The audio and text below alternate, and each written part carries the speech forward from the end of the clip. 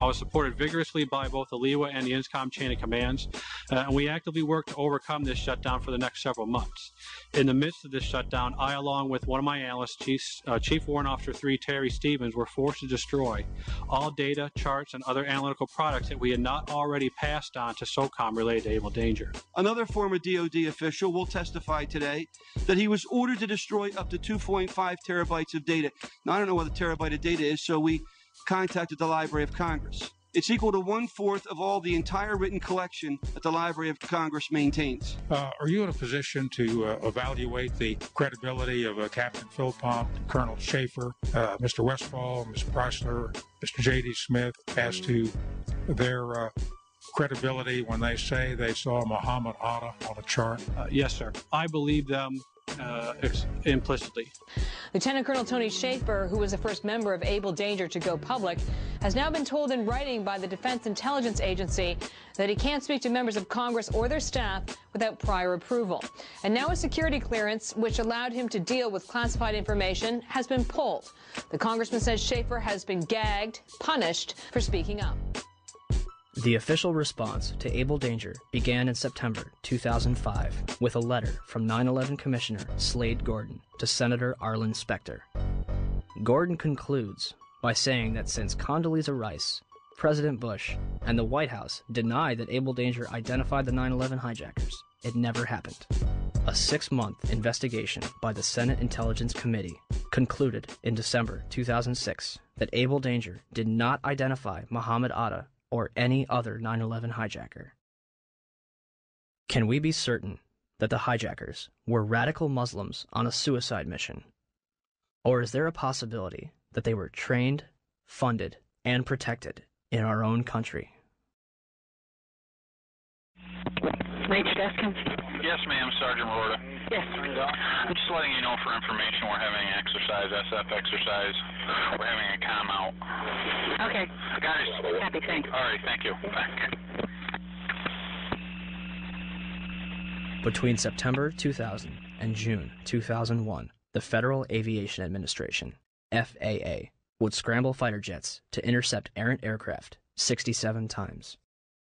Interceptions are routine and usually occur within 10 minutes of a sign of trouble, such as permanently losing radio contact and transponder signal or flying off course. On the morning of September 11th, according to official accounts, 4 commercial airliners would be off course and out of communication, and not one of them would be intercepted. How is it that on 4 separate occasions on one day that $1 trillion military and intelligence infrastructure could fail? Never did in anybody's thought process about how to protect America did we ever think that the evildoers would fly not 1, but 4 commercial aircraft into precious U.S. targets. Never. I don't think anybody could have predicted that these people would take an airplane and slam it into the World Trade Center, take another one and slam it into the Pentagon.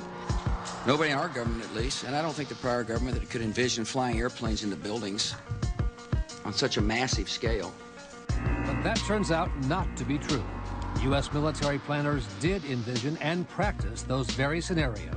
As reported by USA Today, the North American Aerospace Defense Command, NORAD, conducted exercises with fighter jets, simulating hijacked planes flown into the World Trade Center in the 2 years before the attacks. Pentagon planners also envisioned the attack on the Pentagon 5 months before it happened. According to this April 2001 Pentagon email, Air Force officials wanted a war game, having a terrorist group hijack a commercial airline and fly it into the Pentagon. The idea was to check response times to launch fighter jets, but according to the Pentagon email, the plan was ultimately rejected by senior Pentagon officials as too unrealistic. Still to come are questions, big questions, about NORAD's response on the day of the attack. Why, despite all the exercises and the planning, Peter, jet fighters were not in place anywhere near New York or Washington. Quite an amazing story. Many thanks, Brian. Brian Ross. One drill, called Amalgam Virgo, was conducted on June 1st and 2nd, 2001, and simulated successful terrorist attacks. Its purpose was to focus on unconventional threats, including an airborne hijacking. One plan would simulate the hijacking of a commercial airliner, which would be crashed into the Capitol. The second part of the exercise, which was planned but not executed before 9/11, involved 2 planes with actual pilots on the flight deck. FBI agents would hijack the planes and divert them to secure locations. And on its cover, Osama bin Laden. In fact, multiple war games were underway on 9/11 itself.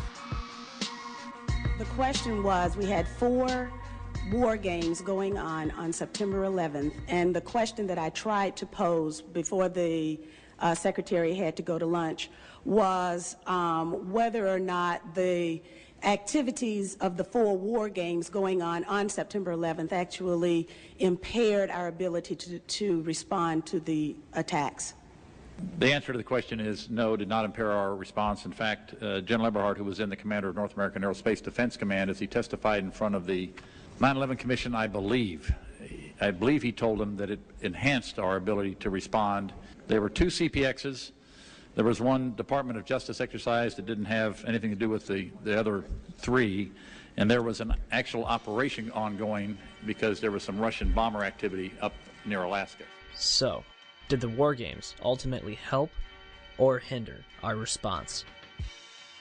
September 11th was day 2 of Vigilant Guardian, an exercise staged by the Joint Chiefs and NORAD, which simulated hijacked planes in the northeastern United States. Vigilant Guardian is a branch of Global Guardian, a mass Armageddon exercise being conducted at Offutt Air Force Base in cooperation with NORAD. Originally scheduled to take place in late October, Global Guardian was moved to September. The exercise is reportedly canceled after the second Twin Tower is hit. 3 E-4B Doomsday planes remain airborne. 2 government sources familiar with the incident tell CNN it was a military aircraft, but say the details are classified. This comparison of the CNN video and an official Air Force photo suggests the mystery plane is among the military's most sensitive aircraft, an Air Force E-4B. The E-4B is a state-of-the-art flying command post, built and equipped for one reason: to keep the government running no matter what, even in the event of a nuclear war. Ask the Pentagon, and it insists this is not a military aircraft, and there is no mention of it in the official report of the 9/11 Commission. The Pentagon, the Secret Service, and the FAA all say they, at least for public consumption, have no explanation of the giant plane over the president's house, just as the smoke began to rise across the river at the Pentagon. Barksdale Air Force Base also participated in Global Guardian. Instead of returning directly to Washington, D.C., President Bush would fly to both Barksdale and Offutt Air Force Base before returning to the White House. Another drill, Northern Vigilance, moved fighter jets to Canada and Alaska to monitor a fleet of Russian MiGs on a training mission. Northern Vigilance also placed inputs onto military radar screens, also referred to as phantoms. Inputs are simulated errant aircraft, which appear real to those participating in the exercise. We fought many phantoms that day. 3 F-16s from Andrews Air Force Base, located 15 miles from the Pentagon, are flown 180 nautical miles away for a training mission in North Carolina. Fort Belvoir, an Army base 10 miles south of the Pentagon, is preparing for an exercise intended to test security in case of a terrorist attack. Employees in the Office of Emergency Management on the 23rd floor of World Trade Center Building 7 continue preparations for Tripod, a biological attack drill scheduled for September 12th. Finally, the National Reconnaissance Office in Virginia begins a drill at 8:45, conducted by a team from the CIA, in which a plane crashes into their building. Also, a number of war games were being conducted that have yet to be fully disclosed. Ask about the war games that were planned for 9/11. Commissioner Gorelick. Could you please be quiet? We have only a few minutes with General Myers. I'd like to ask a question. General Myers, the I'm sorry. I would ask, please, people in the audience to be quiet if you want to stay here. Submitted, son. So, Statement. This commission has not answered my questions. I'm walking out. It's a farce. I will. Thank you. So let me get this straight. On the morning of 9/11, the United States is running drills in which hijacked aircraft go in and out of radar. Fighter jets are flown out of the United States, and planes are crashed into buildings. What a coincidence. And in terms of what motivated me to bring all the aircraft down, as you see one thing happen, that's an accident. When you see two of the same thing occur, it's a pattern. But when you see three of the same thing occur, it's a program. And so at that point, I decided to bring all the aircraft down. And so,